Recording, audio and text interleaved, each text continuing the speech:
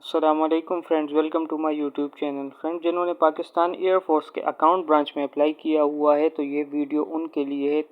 और काफ़ी कमेंट्स भी रिसीव हुए थे कि अकाउंटिंग के रिलेटेड और वीडियोस बना दे, तो मेरी कोशिश यही रहेगी कि मैं जल्द से जल्द और वीडियो भी बनाऊं ताकि आप उससे फ़ायदा ले सके। और ये जो बेसिक अकाउंटिंग के एमसीक्यूज़ है ये जो पीएएफ के टेस्ट है उसमें आते ज़रूर है, क्योंकि ये बेसिक चीज़ें होती है। तो वो देखते हैं कि हमारे अकाउंटेंट जो हम हायर कर रहे हैं, जिसको हम जॉब दे रहे हैं एज अ फ्लाइंग ऑफिसर, तो उसे कुछ आता भी है कि नहीं।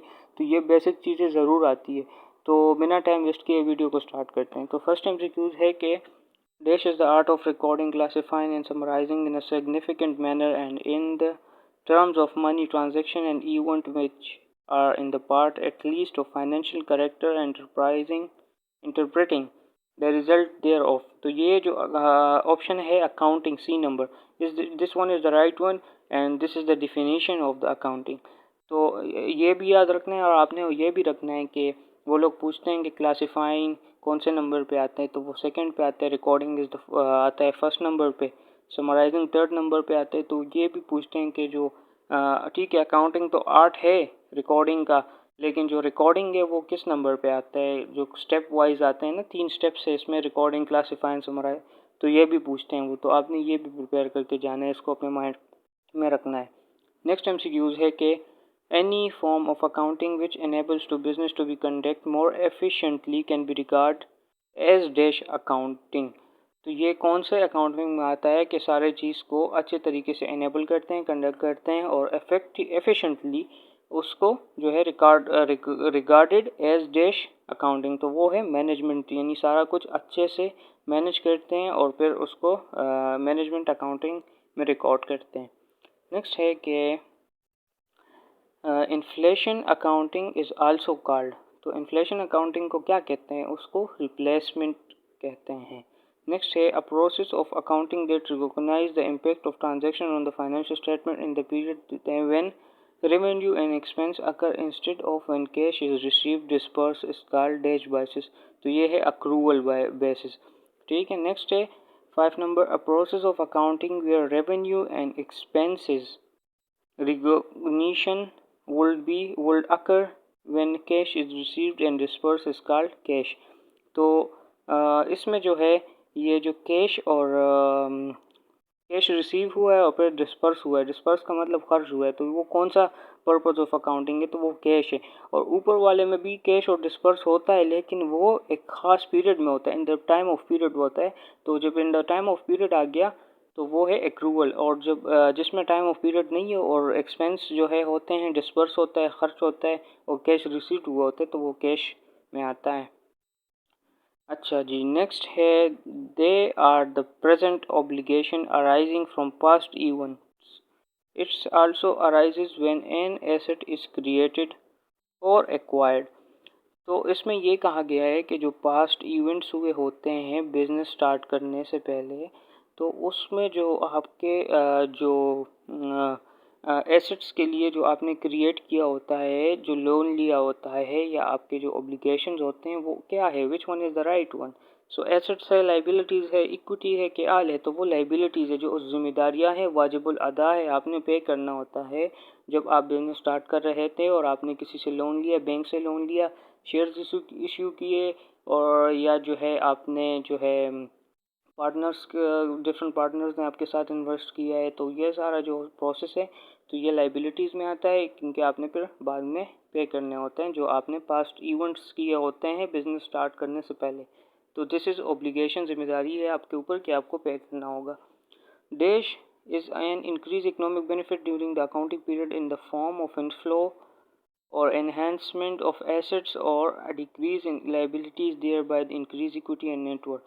तो ये इनकम है, इनकम जो है इंक्रीज करता है किस चीज़ को, इकोनॉमिक बेनिफिट को इन द अकाउंटिंग पीरियड, और जो है एसेट्स को भी इंक्रीज करता है और लाइबिलिटीज़ को डिक्रीज करता है, और इक्विटी और नेट वर्थ जो होता है तो उसको भी इंक्रीज करता है। तो ये इनकम है। ये जो जितने भी बेसिक्स डिफिनीशंस है ये आप जो है प्रिपेयर कर ले, क्योंकि ये आते हैं जिस तरह के, ये रिप्लेसमेंट वाला हो गया, कैश, एक्रूवल, लाइबिलिटीज़, ये सारे आते हैं, इक्विटीज़ का हो गया।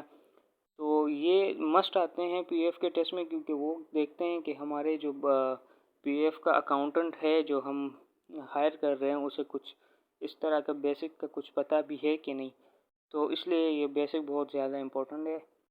ये आप जो है बुक से भी कर सकते हैं, जिस बी कॉम एम काम के या बीएस कॉमर्स जिन्होंने किया है, बीएस बिजनेस के, बीबीए के जो बिग बुक्स है अकाउंटिंग के उसके एमसीक्यूज़ भी उससे भी बुक के आखिर में जो एमसीक्यूज़ होते हैं हर चैप्टर के वो आप उससे भी कवर कर सकते हैं।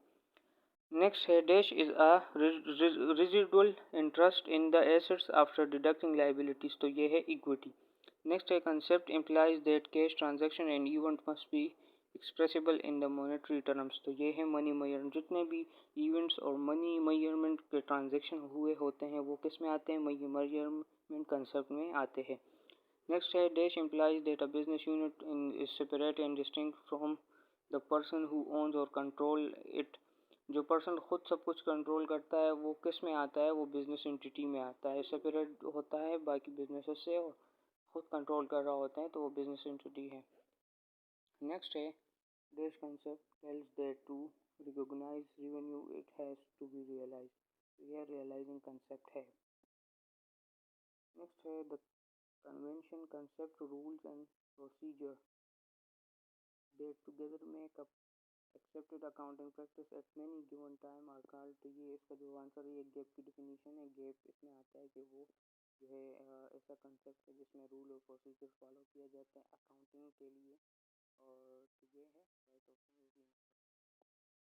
नेक्स्ट है कि dash is the after tax cash flow generated by a business minus the cost of capital in the deployed to generate that cash flow, तो इसका जो राइट आंसर है वो है EVA, जो इसका डिफिनीशन है। और आप ये नेट पे भी चेक कर लें, इसका मेरे ख्याल से मतलब है कि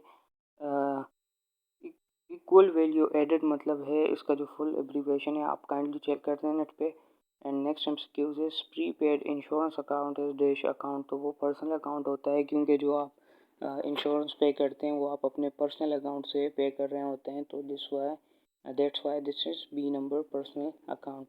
नेक्स्ट है outstanding wages account is dash account, तो वो भी पर्सनल है क्योंकि जो आप वेजेस और सैलरी एम्प्लॉयज़ को पे कर रहे होते हैं तो वो जो है पर्सनल अकाउंट में आता है, पर्सनल अकाउंट से आप पे कर रहे होते हैं। तो गाइस ये थी आज की वीडियो, अगर आपको अच्छी लगी हो तो काइंडली कमेंट भी कर दे, लाइक भी कर दे और चैनल को भी सब्सक्राइब कर दे। और मैं मज़ीद वीडियोस बनाने लगा हूँ तो वो भी जल्द अज जल्द अपलोड करूँगा ताकि आप उससे प्रिपरेशन कर सकें और आपका अच्छे से टेस्ट हो। So guys best of luck and thanks for watching the video. अल्लाह हाफिज़।